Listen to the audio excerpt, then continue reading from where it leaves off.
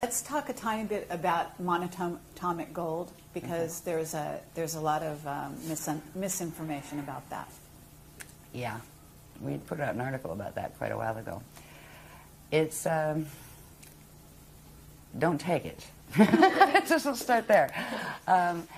There is a natural version of that, an organic version of that, that in an organic ascension process, or even just Stargate passage process, that the body secretes itself. That there used to be a horrible period in Egyptian history and Atlantean history where angelic humans were captured as soon as they did a gate cross and killed so they could scrape the powder off their skin before it evaporated, because if the ones that didn't have gate codes took a little bit of it, it would give them a temporary burst where they could force themselves through a gate. It becomes addictive, and it actually destroys the body if it's not made within the body itself. And it's a product of a natural transient element called celestaline. We've talked about, this gets into some of the heavier atomic things that we've talked about in some of the workshops, that has to do with a substance called hydrolase, which is living water, sort of. Yeah, it's water with nitrogen, isn't it? It bonds to it, yeah. It's a natural state of water, where the water here is actually mutated because of the way the planetary grids are. So as far as taking the outside substances, you know, if you have to take something because your doctor tells you have to, we say, you know, don't throw away medical advice right now. We're all walking a double line down here. Like, if I had to, I would go to a doctor. If the doctor said take an antibiotic, I would.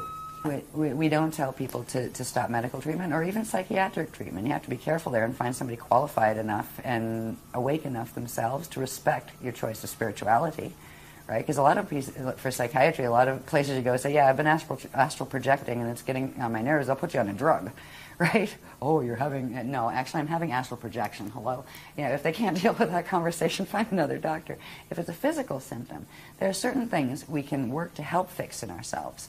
But there are certain conditions that if you want to keep the body alive longer, you may have to have that, you know, what may be intrusive at the moment, and that's always a personal choice. You know, I would probably be much less likely to rely on a doctor for myself than I would be for my child, for example. Right? I might take chances with me, but I'm not going to take it with, you know, with my children or someone I love, or, you know, my husband or something. So that's personal, but we're not one of those groups that say, oh, everything has to be holistic, and, you know, eventually, yes. Eventually we'll all go back to being breatharians, and we won't have to eat, because we'll be able to do solar symbiosis and actually create hydrolase in our body just by breathing air and sunlight.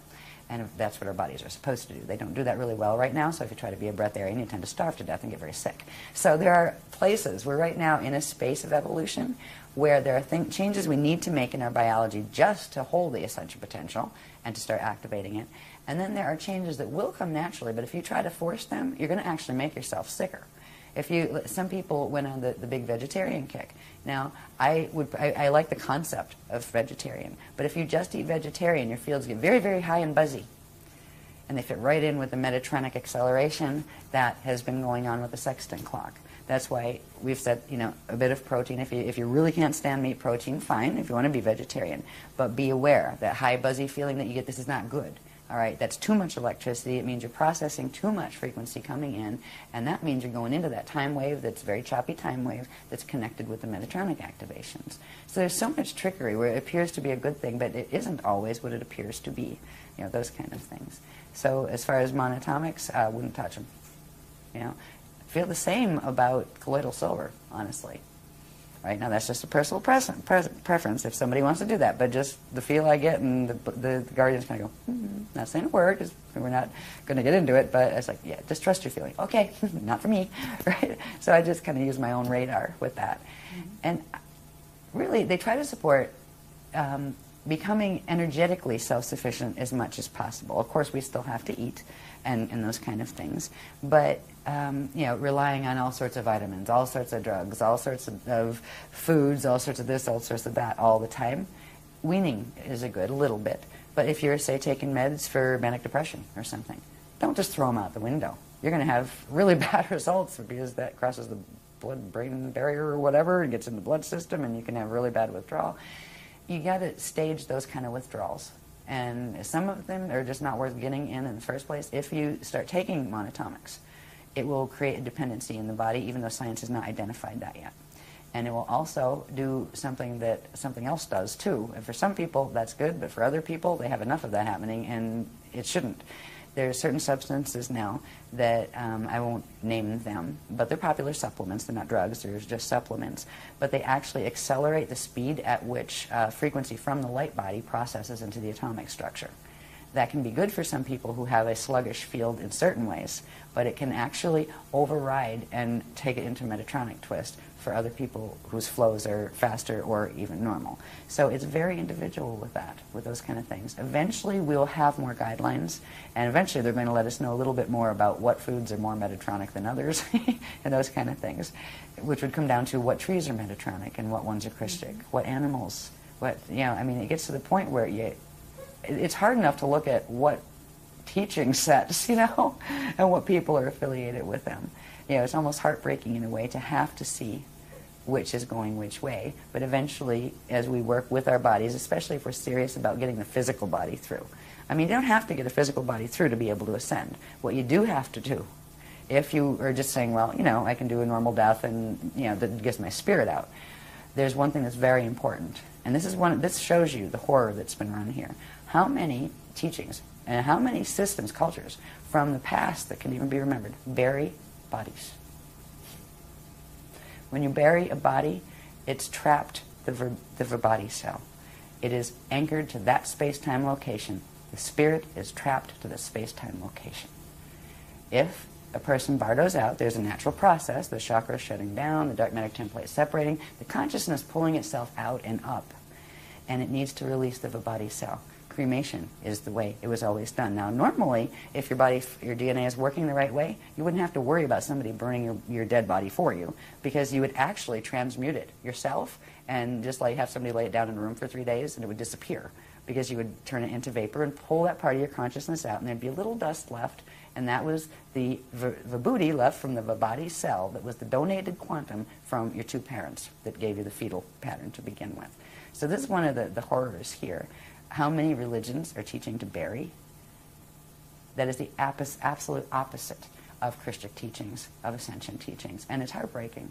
But there are a lot of rescue missions that do go on in the planes, you know, the various plane structures of Earth, because the guardian groups know this, and people are getting stuck here for eons, right? So there are particular times when the guardian, you know, they're called way showers, will come in and actually, you know, round them up and say, okay, there's certain things you have to do. They have to release that connection, and that's quite a physics mechanics thing, kind of a little bit like brain surgery. But there are guardians that do service them. So if you have people that you love that died and are buried, yeah, you might want to put out a good word to whoever the way showers of the Christ are. And they're not always just the Guardian Alliance people. There's lots of Adashi Adepts and people out there that handle these things. But if you want to solve that problem in the first place, if you're not planning on getting your body to the point where it can do a full transfiguration, because it is sometimes a lot of work. At some point you're going to have to change your diet. At some point you're going to have to spend more time focusing in you know, say meditative spaces or projection spaces than you are focused here. And that can, you know, get in the way of your life down here. It's okay to die as long as you do it well and take your quantum with you, and that means cremation. And that's another thing that people might hate my guts for. Sorry. Yeah, since they're hating my guts, I might as well say the other one. It's on the other end, the fetal integration one. Yeah. You were wondering if I was going to do that, weren't you? Yeah, oh, might as well. In the natural process, it's been explained very, very clearly, the fetal integration process, from the point when an egg and sperm come together. I mean, down to the first 12 seconds. The second, what happens? What part of the spirit body grows first? What part of the light body starts to grow then as the flesh is expanding out, etc. 33 to 56 days after conception is when the soul can start to integrate, or the spirit can start integrating into that body. Until that point, yes, the body is alive. It is being fueled by the quantum donated by the two parents. If a being dies in that period, it is not attached to the body yet. It is not stuck. So there is a window of 33 to 56 days when, if a person aborted, let's say, that doesn't mean we support abortion. People really should be spiritually aware enough not to get themselves in that position in the first place. But down here, that can be difficult sometimes, especially like if you're raped or something like that. But 33 to 56 days, usually the 56th toward the 56th end now, like the way the mutation is running here, before the spirit can start to integrate into the fetal body. Because if it did, it would explode the fetal pattern and it would kill the fetal body. So there is a window there where, yes, you have a baby in there, and yes, you have a spirit that's probably wanting to come into it, but it's not in yet. It will start fetal integration 33 to 56 days.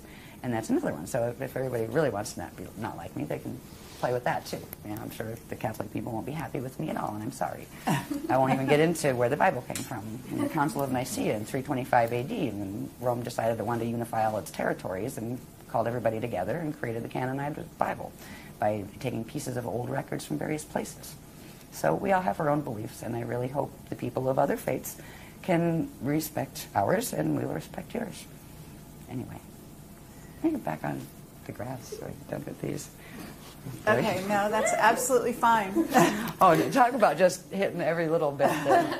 Well, that's what we're all about here. We're just, it just felt like it was the right place to put that. As much as possible.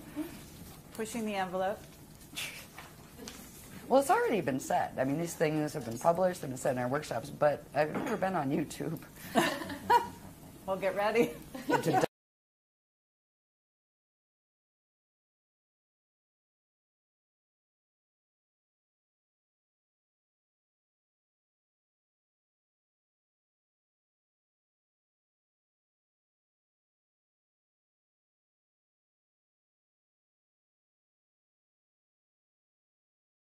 At some point we want to talk about the 2012, from there on, what happens, and the fact that that's not the end of the world, and that they're not going to ascend on that day, and so on and so forth. Yeah, their story of they were going to ascend on that day meant you were going to become extinct on that day. Right. Yeah, if the Metatronic crew had their way. Anyway, I want to show a couple of things because I want to get to one point that shows something that is important that has to do with the what to do. The linking code, there is a linking code, and I'll show you how it works. But first I just want to, they're asking me to put these up, just to get a view on these. These are, we showed the light body structure of the flame body and the activations. The part of the activations that when you do the flame body, it also begins activating these parts of the field that are part of the chariot of fire. So we'll be activating those parts. They build up to activating the Christ star vehicle, the Merkaba levels, that build up to the Christ star vehicle, and that builds up to activating the Emerald. Just hold it there. Okay, now.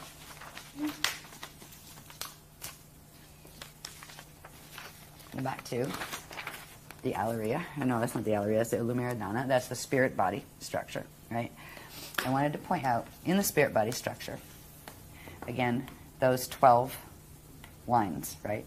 It's actually 6 vectors that form 12 event horizons, right? And that's where the flows are.